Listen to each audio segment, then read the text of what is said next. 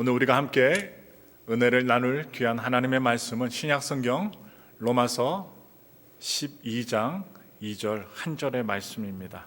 우리 다 같이 한마음 한뜻으로 함께 마음 모아 봉독하겠습니다. 읽겠습니다.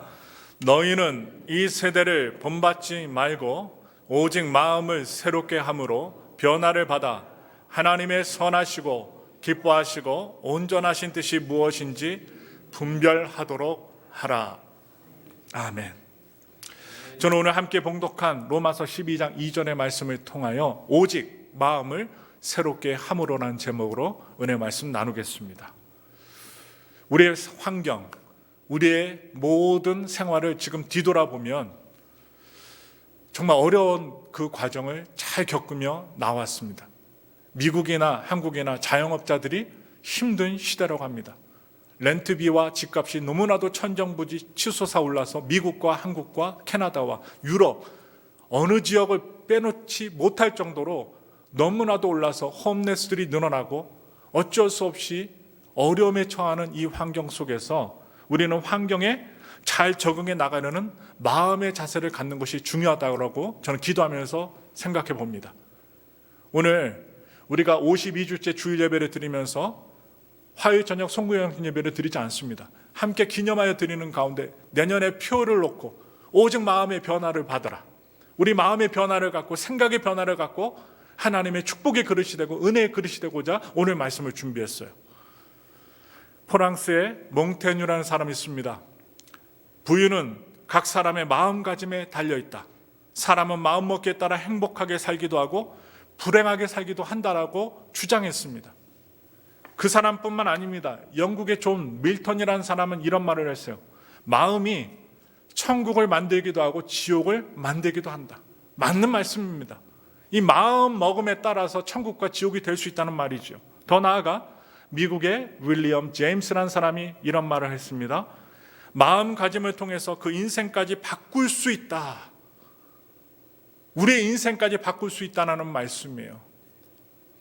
이와 같이 프랑스, 영국, 미국 등 여러 나라의 위대한 철학자들이 전부 마음의 중요성을 말하고 있습니다. 마음. 오늘 우리 귀한 성도님들 어떤 마음을 품고 이 자리에 오셨습니까?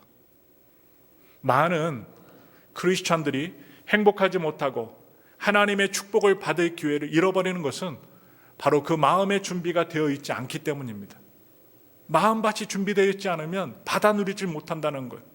그리하여 마음의 준비를 잘하고 마음을 잘 다스리면 얼마든지 행복할 수 있습니다. 또 성공적인 삶도 살 수 있습니다. 제가 좋아하는 말씀이에요. 잠언서 4장 23절의 말씀입니다. 솔로몬이 이렇게 얘기했어요. 함께 우리 다 같이 읽겠습니다. 모든 지킬 만한 것 중에 더욱 내 마음을 지키라. 생명의 근원이 이에서 남이니라. 정말 좋아하는 말씀입니다. 생명의 그 뿌리, 근원이 마음에 있다는 거예요. 하늘이 무너져도 솟아날 구멍이 있고 아무리 망해져가는 가정이라 할지라도 믿음을 가지고 하나님께 소망을 두면 그 마음이 변하지 않고 믿음의 마음을 가지면 하나님께서 건져주신다는 말씀이에요.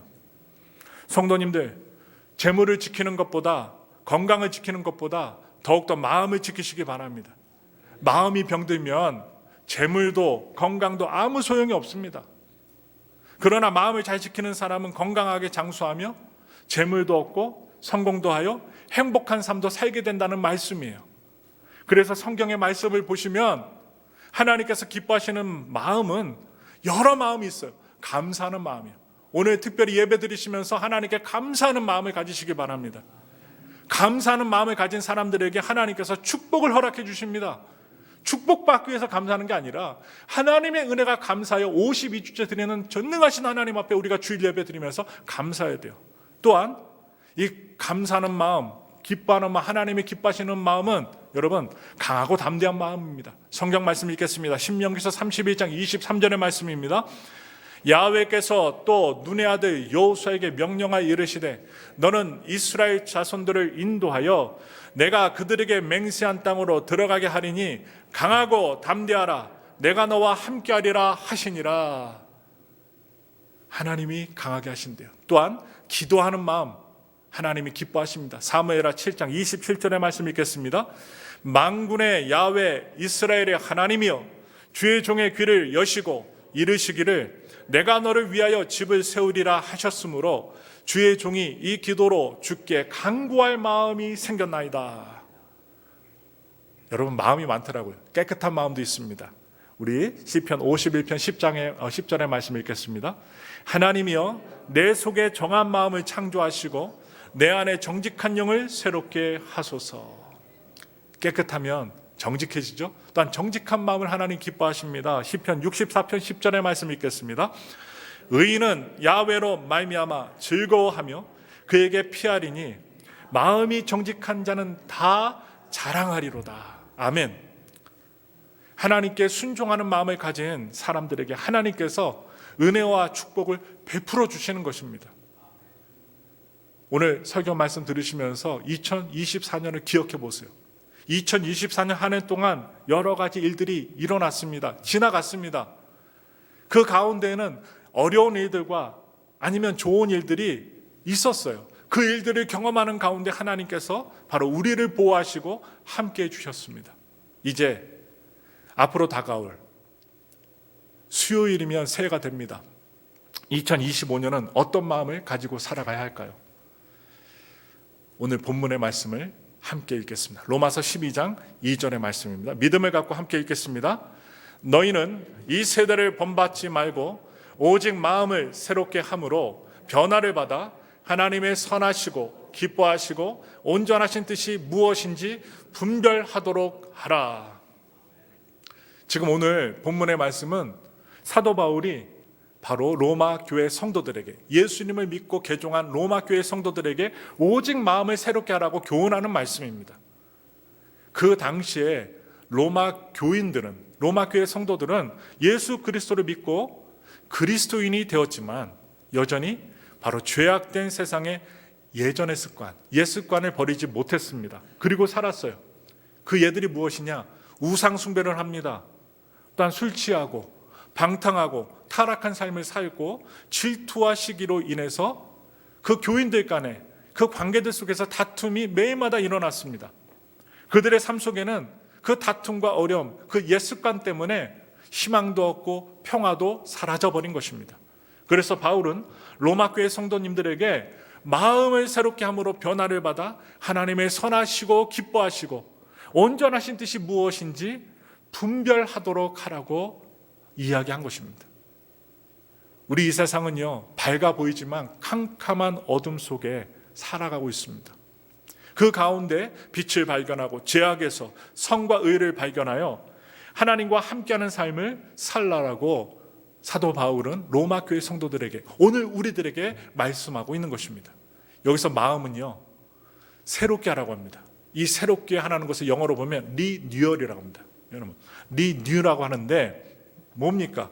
한 번만 단번에 새롭게 변화되는 것이 아니라 반복적으로 새롭게 하라는 거예요. 리뉴. 올해보다는 내년에 더 마음을 새롭게 하고, 이번 달보다는 여러분 다음 달에 더 새롭게 하고, 이번 주보다는 다음 주, 오늘보다는 내일, 이렇게 항상 새로운 각오와 결심을 가지고 살아야 한다는 말씀입니다. 뉴스를 키면 무서워요. 칼부림이 있습니다. 뉴욕에서 난민이 자고 있는 여인에게 불을 붙였어요. 참 안타까운 일입니다. 그걸 보고, 불타는 모습을 보고 지켜보면서 살인죄를 저질렀어요. 아니, 곤히 자고 있는 사람에게 왜 담뱃불을 붙입니까? 그래서 그 몸에 불이 붙는데 웃으면서 그 광경을 지켜보면서 죽는 모습을 지켜봤는데 결국 잡혔어요. 죄짓고는 못 삽니다. 난민으로 들어와서 더욱더 혜택을 받았으면 감사하며 이 미국을 위해서 헌신하며 살아야지, 어떻게 불을 붙이고 살아있는 잠자는 사람에게 불을 붙여서 죽게 만듭니까? 그러니 앞으로 새롭게 될 대통령이 합법적으로 들어오지 않는 그 난민에 대해서는 추방을 하겠다는 거예요. 그 정책에 대해서 많은 사람들이 동의합니다. 왜냐? 합법적으로 들어온 많은 사람들이 질서를 어기는 사람들을 허용치 않기 때문입니다. 여러분, 이 사회는 질서 때문에 돌아가는 것이죠. 하나님 영계에도 질서가 있어요. 그러므로 우리는 이러한 어려움과 여러 가지 사건과 불황 속에서, 불경기 속에서 있다 할지라도 우리가 이 세상, 이 세대를 바라보지 않고 하나님의 은혜를 바라보며 하나님의 약속하신 말씀을 붙들고 하나님과 함께하면 반드시 하나님께서 우리에게 하나님의 선하시고 기뻐하신 그 뜻을 깨닫게 하시고 그 뜻을 따라서 형통한 삶을 살게 하실 것입니다. 여러분, 오늘 우리가 새해를 맞이하기 전 또한 2024년도를 마무리하면서 마음을 새롭게 하시기 바랍니다. 환경만 바라보면 주저앉을 수밖에 없어요. 내 상황만 보면 땅을 바라볼 수밖에 없습니다. 그러니 하나님을 바라보시기 바랍니다. 그리고 하나님의 음성을 들으시기 바랍니다. 하나님을 바라보고 그를 의지하는 사람에게는 하나님께서 새로운 마음을 주시는데, 오늘 핵심적인 얘기 3가지만 말씀을 드리고 말씀을 마칠 거예요. 첫째는 하나님과 이웃을 사랑하는 마음을 주신다고 했어요. 여러분, 신명기 6장 5절의 말씀 함께 읽겠습니다. 너는 마음을 다하고 뜻을 다하고 힘을 다하여 내 하나님 야훼를 사랑하라.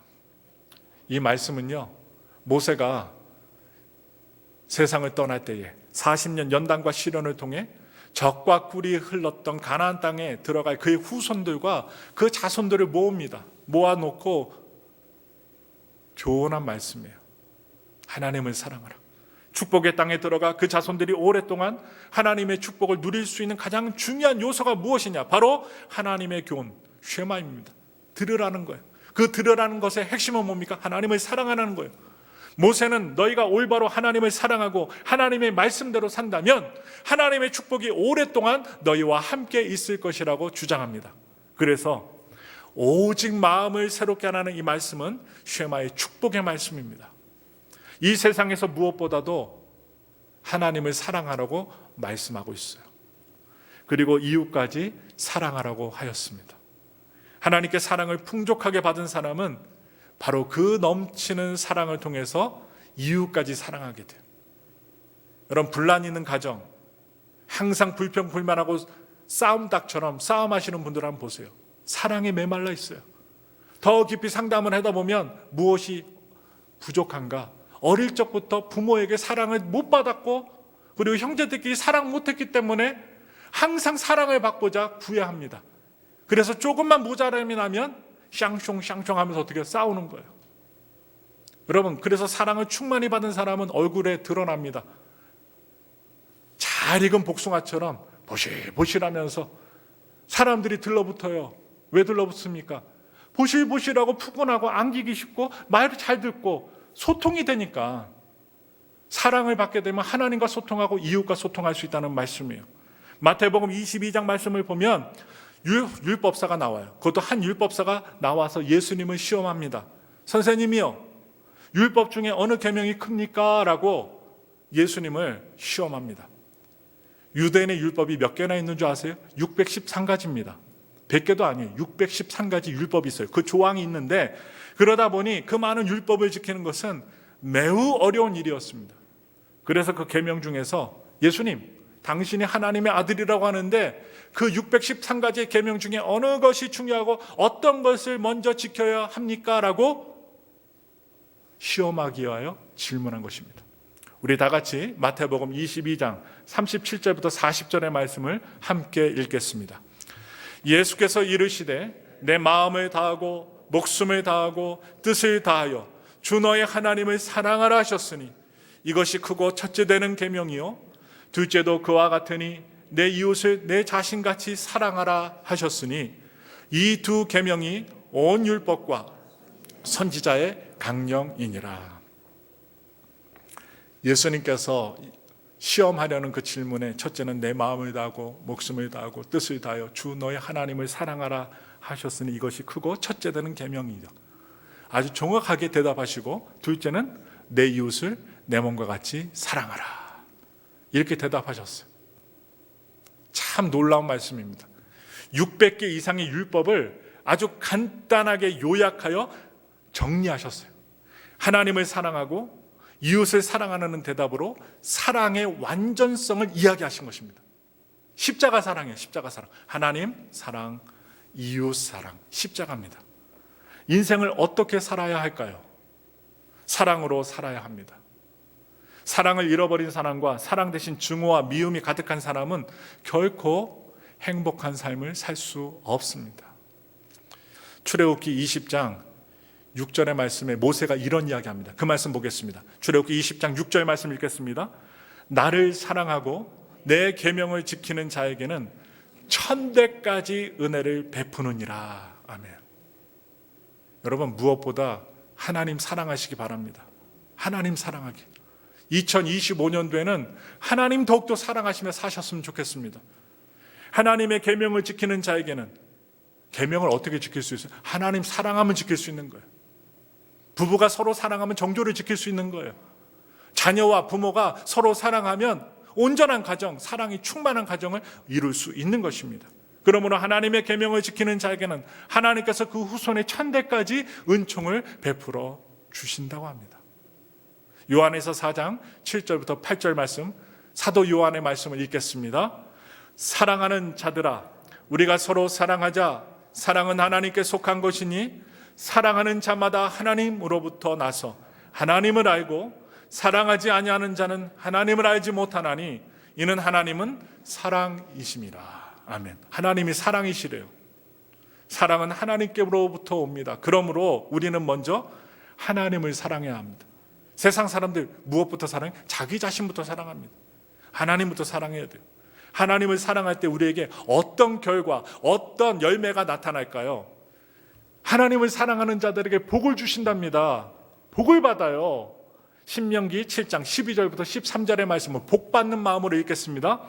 너희가 이 모든 법도를 듣고 지켜 행하면 내 하나님 야훼께서 내 조상들에게 맹세하신 언약을 지켜 내게 인애를 베푸실 것이라. 곧 너를 사랑하시고 복을 주사 너를 번성하게 하시되 내게 주리라고 내 조상들에게 맹세하신 땅에서 내 소생에게 은혜를 베푸시며 내 토지 소산과 곡식과 포도주와 기름을 풍성하게 하시고 내 소와 양을 번식하게 하시리니. 아멘. 땅의 복을 받고 영혼의 복을 받습니다. 그뿐만이 아니에요. 여러분, 우리 모두는 건강하길 원해요. 건강과 장수도 주십니다. 신명기 30장 20절의 말씀 읽겠습니다. 내 하나님 야훼를 사랑하고 그의 말씀을 청종하며 또 그를 의지하라. 그는 내 생명이시요 내 장수이시니 야훼께서 내 조상 아브라함과 이삭과 야곱에게 주리라고 맹세하신 땅에 내가 거주하리라. 이뿐만이 아니에요. 마음의 평강도 주십니다. 오늘날 우울증이 얼마나 많은지 몰라요. 공황장애가 있는지 몰라요. 예전에는 없던 병들입니다. 공황장애는요, 사람들이 많은 곳에 가면 주저앉는 거예요. 어디로 갈지 막 혼탁한 거예요. 혼란한 거예요. 근데 하나님을 사랑하고 사랑이 충만하면 평강을 주십니다. 우리 시편 119편 165절 말씀 읽겠습니다. 주의 법을 사랑하는 자에게는 큰 평안이 있으니 그들에게 장애물이 없으리로다. 평안이 있으면 장애물이 없답니다. 걸려 넘어질 일이 없어요. 또한 형통하게 해주십니다. 122절 시편 122장 6절의 말씀 읽겠습니다. 예루살렘을 위하여 평안을 구하라. 예루살렘을 사랑하는 자는 형통하리로다. 아멘. 여러분, 형통한 것뿐일까요? 하나님 사랑하면 우리를 지키시고 보호해 주신답니다. 우리 다 같이 시편 145편 20절의 말씀을 읽겠습니다. 야훼께서 자기를 사랑하는 자들은 다 보호하시고 악인들은 다 멸하리로다. 여러분, 악한 행동하면 안 돼요. 악을 행했는데 여러분 주변에 잘 먹고 잘 사는 분 계시죠? 그거는 그 사람들은 우리가 건드릴 필요가 없어요. 하나님이 심판하십니다. 하나님이 하실 거예요. 그러니까 우리가 재판관이 될 필요가 없어요. 우리는 하나님의 보호를 받고 살면 됩니다. 2025년도 하나님을 사랑하는 마음을 품고 살면 하나님이 우리를 보호하신대요. 느껴보세요. 경험해보세요. 하나님을 안 믿을래야 안 믿을 수가 없습니다. 또한 하나님을 사랑하면 마음속에 기쁨을 주십니다. 이사야서 56장 6절부터 7절의 말씀 다 같이 읽겠습니다. 또 야훼와 연합하여 그를 섬기며 야훼 이름을 사랑하며 그의 종이 되며 안식일을 지켜 더럽히지 아니하며 나의 언약을 굳게 지키는 이방인마다 내가 곧 그들을 나의 성산으로 인도하여 기도하는 내 집에서 그들을 기쁘게 할 것이며 그들의 번제와 희생을 나의 제단에서 기꺼이 받게 되리니 이는 내 집은 만민이 기도하는 집이라 일컬음이 될 것임이라. 아멘. 이러한 복을 놓치실래요? 하나님 사랑하셔야 돼요. 더 나아가 하나님을 사랑하는 사람은 어리석고 미련한 삶을 사는 것이 아니라 지혜로운 삶을 살게 됩니다. 저는 참 지혜로운 사람을 존경합니다. 아니, 겉으로 봤을 때는 별 볼일 없는 분인데 대화를 나누고 그의 행동을 바라보고 그의 삶을 돌아보며 함께 하다 보면 참 지혜롭다 하는 분들이 계셔요. 여러분과 저, 우리 성도님과 저는 지혜를 받아야 돼요. 그래서 어려움도 돌파하고 막힌 담도 넘어갈 수 있고 어려운 문제를 만나도 하나님의 지혜를 받아 여러분 실타래가 풀리듯이 술술 풀리는 인생을 사셔야만 합니다. 우리 고린도전서 2장 8절부터 9절의 말씀 읽겠습니다. 이 지혜는 이 세대의 통치자들이 한 사람도 알지 못하였나니 만일 알았더라면 영광의 주를 십자가에 못 박지 아니하였으리라.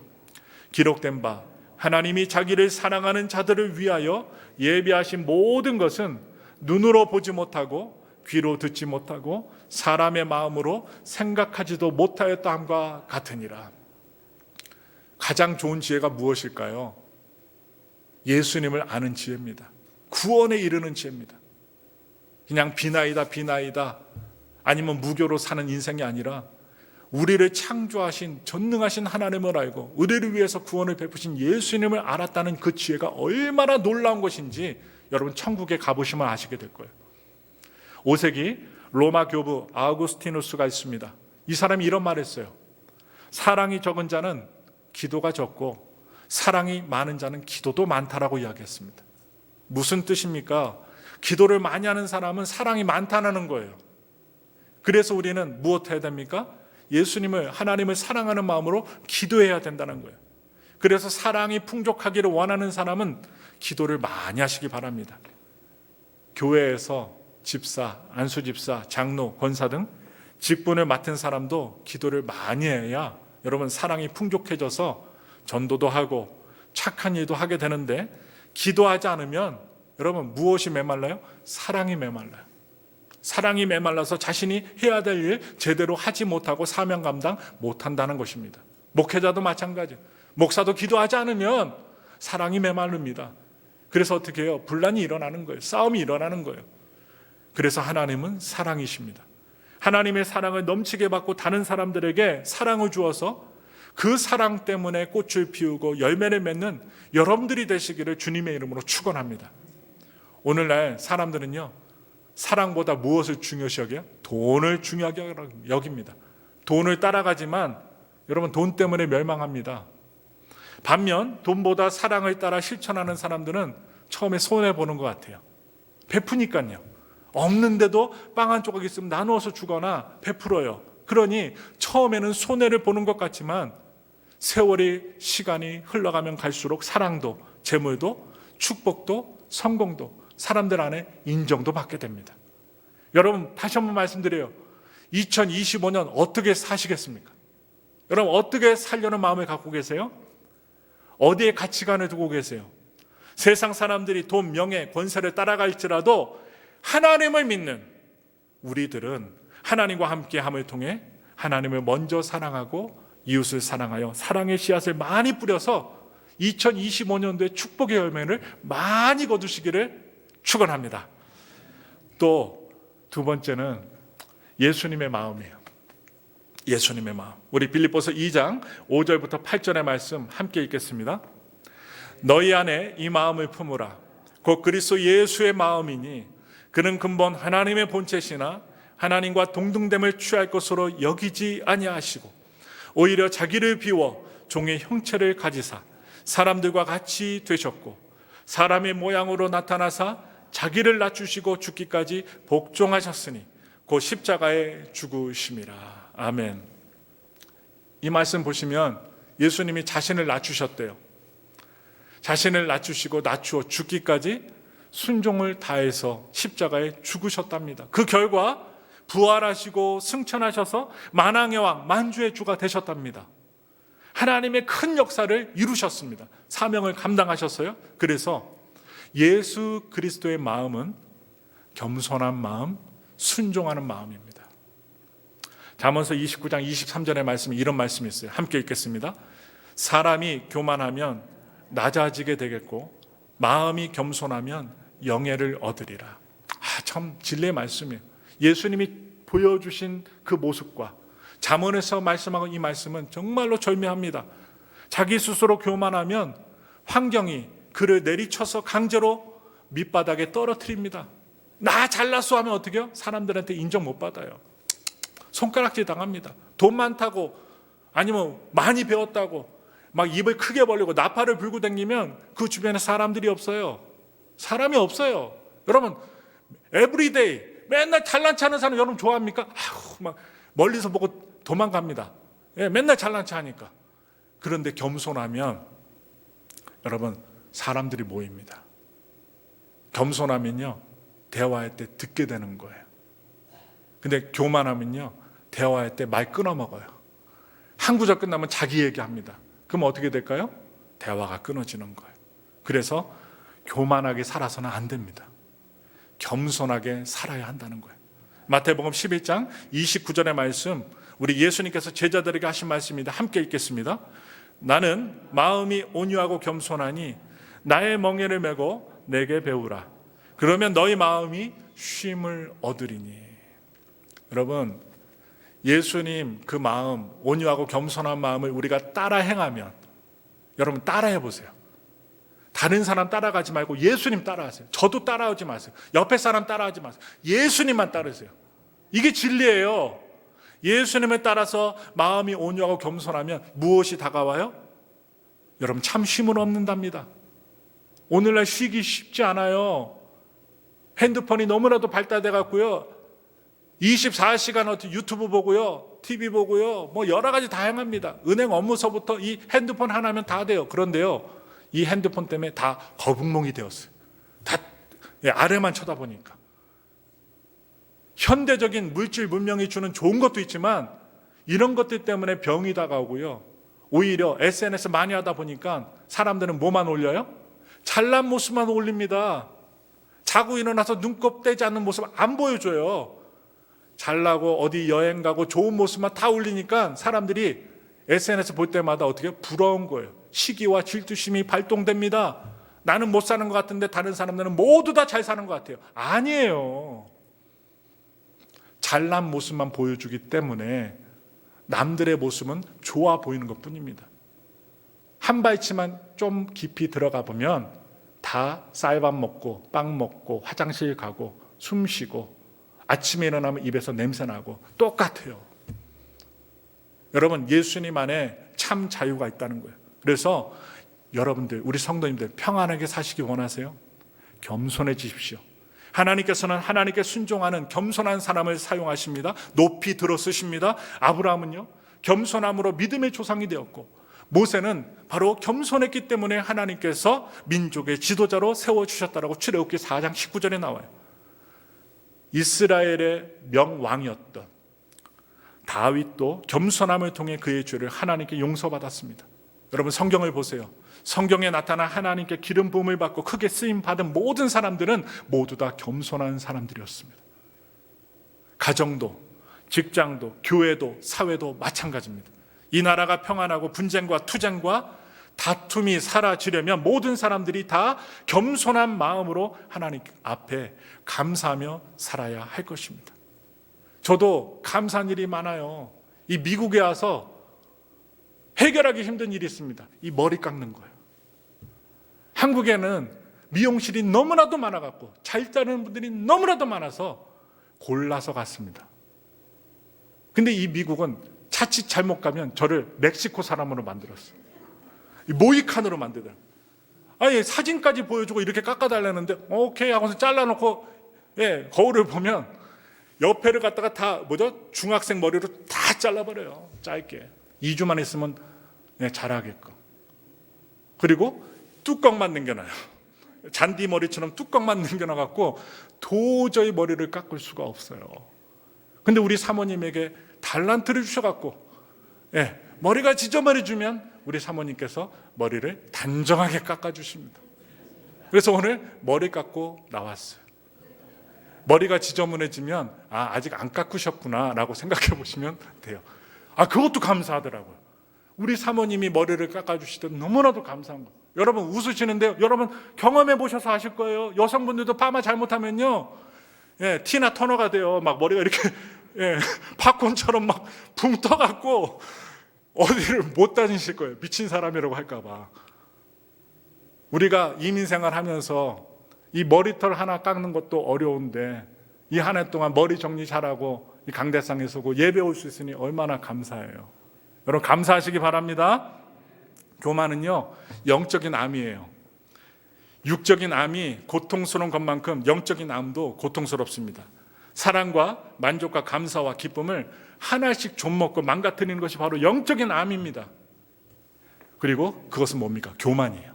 영적인 암, 핵심은 교만입니다. 혹시 우리 성도님들의 마음속에 교만이 있다면 교만을 떨쳐버리고 예수 그리스도의 겸손한 마음을 품으시기를 주님의 이름으로 축원합니다. 세 번째 말씀을 드릴게요. 우리 성실한 마음을 가져야 돼요. 성실한 마음. 성실, 부지런함. 우리가 국민학교, 초등학교 다닐 때보다 항상 들어왔던 게 성실해라. 이 말 많이 들었잖아요. 골로새 3장 22절 말씀 함께 읽겠습니다. 종들아, 모든 일에 육신의 상전들에게 순종하되 사람을 기쁘게 하는 자와 같이 눈가림만 하지 말고 오직 주를 두려워하여 성실한 마음으로 하라. 이 말씀은요, 바로 골로새 지역에 종들이 많았기 때문에 사도 바울이 이야기한 거예요. 그런데 어떤 종들은 게을러서 주인이 보는 앞에서는 열심히 일을 합니다.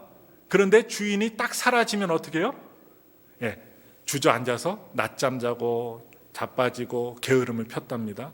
그런데 그래 게으름을 폈던 눈앞에서만 아웅다웅했던 그 종들이 주인에게 발각되면 혼이 나요. 심지어 심하게 맞아서 죽기까지 하였답니다. 그래서 사도 바울은 이러한 상황을 비유로 표현해서 주인들에게 눈가림만 하는 종처럼 하지 말고 주인을 두려워하여 성실하게 일하라고 했습니다. 이 두려워한다는 마음은 뭐래요?